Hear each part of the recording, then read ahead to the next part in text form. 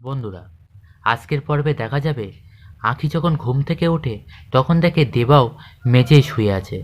তখন আঁখি মনে মনে ভাবে, তাহলে আমি মেঝেয় শুয়েছি বলে দেবাও মেঝেয় শুয়েছে, খাটে শুইনি। তার মানে দেবা মুখে যাই বলুক আঁখিকেই ভালোবাসে, এটা আঁখি বুঝতে পারে।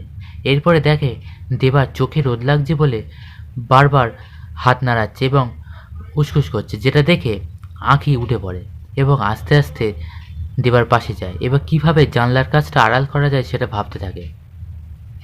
এরপরে ভাবে দেবা একবার তার চোখে রোদ লাগছে বলে তার জামাটা খুলে ধরেছিল। এরপরে আঁখি একটা চাদর নিয়ে আসে, এনে জানলার কাছে ধরে যাতে রোদটা দেবার চোখে না লাগে। এইভাবে আড়াল করে রাখে। অন্যদিকে দেখা যায় দেবার মাসি বাজার করে এনে ডাকতে থাকে, বলে, ঝিলিক, আমি বাজার করে এনে দাঁড়িয়ে আছি, তোরা এখনো ঘুমাচ্ছিস কী রে? এরপরে দেবাকে বলে, দেবা, তোর বউ আর কত সময় ঘুমোবে? এরপরে আঁখি দেবাকে ডাকতে থাকে, দেবা ওঠো, মাসি এসেছে, ডাকছে, তুমি ওপরে গিয়ে শো। এরপরে দেবা বিছানায় চলে যায়। তারপরে আঁখি সমস্ত বিছানা গুছিয়ে দরজা খোলে। এরপরে মাসি আঁখির হাতে বাজারটা ধরিয়ে দেয়। অন্যদিকে দেখা যায় ছাতাবাড়িতে গৌরবের জেঠিমা অসুস্থ হয়ে পড়ে এবং তাকে হসপিটালাইজড করে।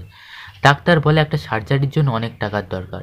এরপরে জেঠু পিয়ারকে হাতে পায়ে ধরে টাকার জন্য। তখন পিয়ারকে বলে, আমি টাকা দিতে পারি একটা শর্তে, আমাকে আঁখির একটা কাজ করে দিতে হবে। আঁখি যেটা আড়াল থেকে, মানে ঝিলিক সেটা আড়াল থেকে সবটাই শোনে। এরপরে ঝিলিক সামনে গিয়ে বলে, এই তো আমি আপনার সামনে দাঁড়িয়ে আছি, বলুন আপনার কি কাজ করতে হবে। বন্ধুরা, পরবর্তী ভিডিও দেখতে অবশ্যই আমাদের সঙ্গে থাকুন।